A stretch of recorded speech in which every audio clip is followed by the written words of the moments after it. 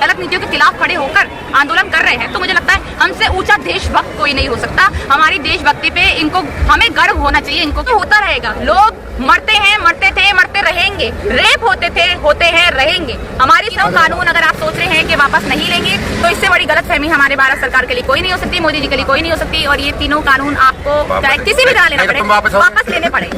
सब जितने भी देश के जितने भी पढ़े लिखे लोग हैं वो आइए हमारी सड़कों पर पकौड़े तलिए, आप पान की दुकान लगाइए, तो आप आत्मनिर्भर है। वरना अभी तक तो सब हम हमारे मोदी जी पे निर्भर हैं, क्योंकि अब असली चेहरा हमारे भारत के किसानों के साथ, दलितों के सामने, मुसलमानों के सामने, देश की बेटियों के सामने, देश की जनता के सामने आ चुका है आपका वाला कि अगली बार ट्रंप सरकार, उसको भी लोगों ने नहीं छोड़ा। किस तरह से मुंह काला करके लोगों ने भेजा ट्रंप का, वो भी सबको मालूम है। वही हालत अब आपकी होने वाली है 2024 में। तो हम लोग ना ये मतलब ये समझते हैं कि जैसे खुद जुमला जीवी हैं, वैसे ये सारे लोग मतलब ये कोई परजीवी ले आते हैं नाम, ये ना इनके ये वर्ड्स आते कहाँ से इनके दिमाग में, आंदोलन जीवी या परजीवी, या फिर कहाँ से दिमाग में लेकर आते हैं। इन्होंने जितने भी मोनेटाइजेशन बना दिया या फिर जितनी भी जीएसटी, कहाँ से लेकर आते हैं ये सारे वर्ड्स और उनको हमारे ऊपर थोप देते हैं जबरदस्ती।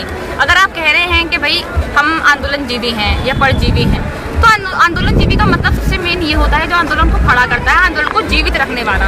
और अगर हम लोग किसी चीज के खिलाफ खड़े होकर, अपनी सरकार की गलत नीतियों के खिलाफ खड़े होकर आंदोलन कर रहे हैं, तो मुझे लगता है हमसे ऊंचा देशभक्त कोई नहीं हो सकता।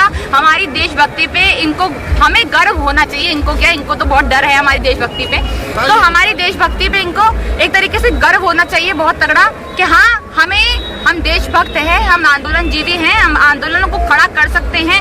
और जितने भी आप ये संसद में बैठे लोग हैं जो हमारे ऊपर कानून थोप कर हमें बेवकूफ़ बना रहे हैं, इस संसद को पूरा चेंज करने का एक तरीके से हमारे अंदर इतना दम है कि इस संसद को हम दोबारा से चेंज करेंगे 2024 में। जिस तरह से सर मैडम बड़े बड़े चैनलों जो नेशनल चैनल दिखाता है कि यहाँ किसान है ही नहीं, खालिस्तानी है, पाकिस्तानी है, टुकड़े टुकड़े गैंग है, दलाल मीडिया, तो इस पर आप क्या कहेंगे? नेशनल लेवल के चैनल तो उनको ना कहें, पहली बात तो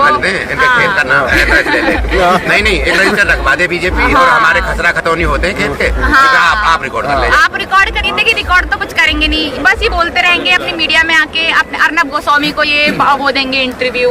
इनकी अभी थोड़े दिन पहले वो स्मृति ईरानी आई थी चीफ गेस्ट बन के अर्नब गोस्वामी की, उसने 22 दी वहाँ पर इंटरव्यू दिए। फिर उसमें अपनी जो मतलब अपनी बीजेपी है उसकी ऐसे वाहवाही करने लग गई। तो ये लोग अगर इन मतलब बेकार के टुच्चे मुच्चे से रिपोर्टर्स को अपनी बाइट देंगे या फिर उनको इंटरव्यू देंगे, तो सच तो सामने नहीं आना, कभी नहीं आना, क्योंकि वो तो खुद ही बीजेपी की टट्टू है भैया। वो बीजेपी के खाते हैं, बीजेपी की ही गाते हैं, वो तो सबको ही मालूम है। तो अगर हम ये बात कहें, अगर हम ये बात कहते हैं कि हाँ हमारी मीडिया, दलाल मीडिया जो है वो नहीं दिखा रहा है, तो उनसे उम्मीद लगाना छोड़ दीजिए। रवीश कुमार जी ने कहा था कि टीवी देखना छोड़ दीजिए बहुत पहले, और उन्होंने तब ये बात कही थी कि अभी भी बहुत देर हो चुकी है हमें, क्योंकि हमारी मीडिया ने आपके दिमागों पर इस तरह से कब्जा कर लिया है कि आप उसको बाद में निकाल नहीं पाएंगे।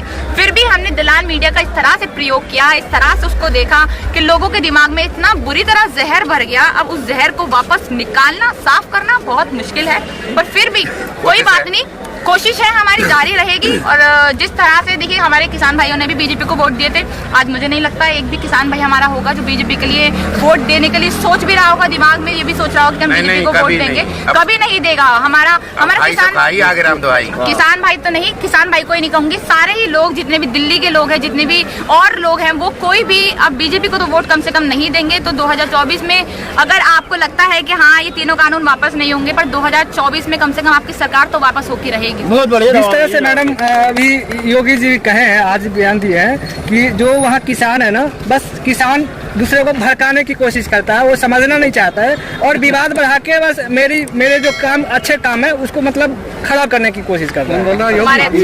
योगी ने खेती करी है कभी?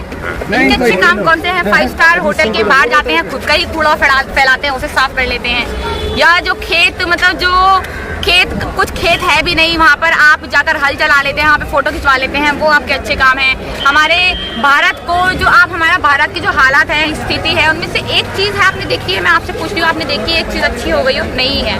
हमारे पास कभी जवाब ही नहीं होता। कोई भक्त हमारे सामने खड़ा हो जाए, अगर उससे ये बात पूछ लूँ ना मैं कि भैया एक काम बता दे, तो वो कहता है कि भैया राष्ट्रहित सबसे पहले, मतलब हमारा भारत सबसे ऊंचा, हमारे भारत से ऊंचा कोई देश नहीं। लड़कियों का रेप हो रहा है, होने दो, लोग मर रहे हैं, मरने दो, किसान मर रहे हैं, मरने दो, आत्महत्या कर रहे हैं, करने दो, कोई बात नहीं, ये सब तो होता रहेगा। लोग मरते हैं, मरते थे, मरते रहेंगे, रेप होते थे, होते हैं, रहेंगे। हमारी सरकार बन रही है, बनती रहेगी, पहले भी बनी, इस बार भी बनेगी और आगे भी बनते रहेगी। इनके दिमाग में ये इस बात का घमंड है जो इस टाइम खत्म होकर रहेगा, मुझे ऐसा लगता है, और खत्म होना भी चाहिए। पहले जब इससे पिछली बार जब लोकसभा के चुनाव हुए थे, मैंने बड़ी कोशिश की थी कि बीजेपी को वोट ना पड़े, हम लोगों ने खूब आवाज उठाई, पर फिर भी बीजेपी को वोट पड़ा। मैडम 18 में जाग गए थे हम, हाँ, लेकिन नहीं कंट्रोल कर पाए। 18 में भी आंदोलन हुआ, पर फिर भी वहाँ पे 6 लोगों को अपनी जान गंवानी पड़ी, पर फिर भी वो आंदोलन खड़ा नहीं हो पाया। हमने ये देखा, आंदोलन खड़ा नहीं हो पाया था वो, ठीक है, यही गेट था, यही गेट था। सब लोग एक नहीं हो पाए थे उस टाइम, पर इस टाइम तो सब एक हैं। इस टाइम कोई जाति, धर्म, किसी भी तरह का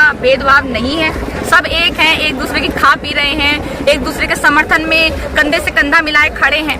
तो ये तीनों कानून अगर आप सोच रहे हैं कि वापस नहीं लेंगे, तो इससे बड़ी गलतफहमी हमारे भारत सरकार के लिए कोई नहीं हो सकती, मोदी जी के लिए कोई नहीं हो सकती। और ये तीनों कानून आपको चाहे किसी भी तरह लेना पड़े, वापस लेने पड़े। जैसे अमित शाह ने बंगाल में जाके प्रचार प्रसार करते हैं या मोदी जी करते हैं, कहते हैं कि सबकी आय दुगनी हो जाएगी, और रोजगार का भी बोला कि इतने लाख रोजगार देने वाले हैं। तो आप 15 लाख भी, तो 15 लाख भी आ गए। मेरे तो अकाउंट में 30 लाख रुपए भेजे हैं। मैं तो स्पेशल हूँ ना उनके लिए, देशभक्त, स्पेशल देशभक्त हूँ। तो ये तो 50 मतलब 30 लाख रुपए भेजे हैं इन्होंने अकाउंट में। हमारी बीजेपी सरकार सिर्फ बिहार के चुनाव के लिए स्पेशल वैक्सीन कैसे बना देती है, और हमारे भारत के बिहार के लोग अब ट्रैक चेंज हो गया, मतलब उनके ऊपर विश्वास भी कर लेते हैं कि भैया हमें तो मिलेगा।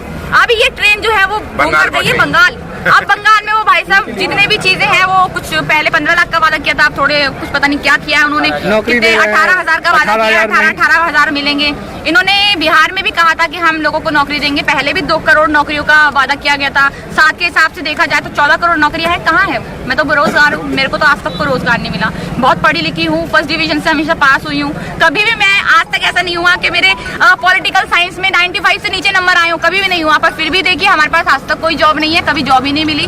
तो हमारे भारत के देश के मतलब कितना भी हम पढ़ लें, जब हम मजबूर हो जाते हैं ना बाहर जाने पर, कभी कभार बात होती थी कि भैया बाहर चले जाओ, बाहर पढ़ लो, साला कुछ तो जॉब मिलेगी, कुछ तो जॉब मिल जाएगी।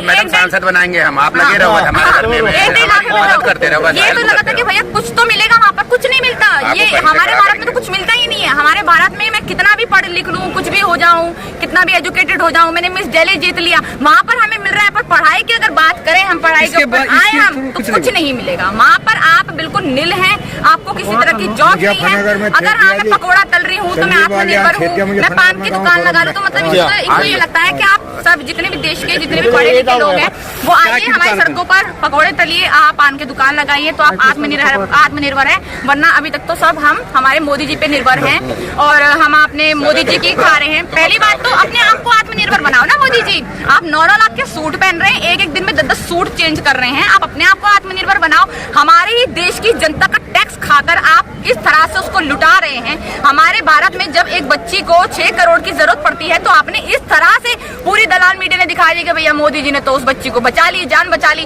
आप ये नहीं देख रहे कि हमारे ही देश का पैसा है, हमारे भारत की जनता का पैसा है, वो कहाँ से लाते हैं? अपनी जेब का कमाते हैं। हमारे भारत में जो हमारे प्रधानमंत्री हैं, या फिर उनके मुख्यमंत्री हैं, या फिर उनके भक्तगण हैं, उनके पैरों में ऐसी जंग लगी हुई है कि वो कुछ काम नहीं कर सकते। किसान तो बहुत दूर की बात है, उतना काम तो आप अपने कई जन्मों में भी अगर मिला लेंगे तब भी आप नहीं कर सकते प्रधानमंत्री जी। तो अपना किसानों से एक तरीके से कंपैरिजन करना तो छोड़ दें कि हाँ मैं आत्मनिर्भर हूँ, अपनी आत्माओं को शुद्ध करो, आप तब आत्मनिर्भर बनोगे। तो ये सब चीजें, ये तो बेतुकी चीजें छोड़ दीजिए, क्योंकि अब असली चेहरा हमारे भारत के किसानों के साथ, दलितों के सामने, मुसलमानों के सामने, देश की बेटियों के सामने, देश की जनता के सामने आ चुका है आपका। और इस बार अगर आप 3 कानून वापस नहीं हुए, टिके रहेंगे, कोई बात नहीं। अभी 6 महीने का राशन है, 6 साल का भी आ जाएगा। आप आने लगा है, 2024 में तो आपकी सरकार वापस होगी ना। वोट तो हम ही लोग डालेंगे, वोट तो कोई और डालेगा नहीं। वोट डालने के लिए आप बाहर से लोग तो बुलाएंगे नहीं, वोट तो यहीं के लोग डालेंगे ना, जिनका आप बाहर, जैसे आपने बोला कि अगली बार ट्रम्प सरकार, उसको भी लोगों ने नहीं छोड़ा, किस तरह से मुंह काला करके लोगों ने भेजा ट्रम्प का, वो भी सबको मालूम है। वही हालत अब आपकी होने वाली है 2024 में। तो हम लोग उसी के लिए साथ मिलकर अब काम कर रहे हैं। 3 कानून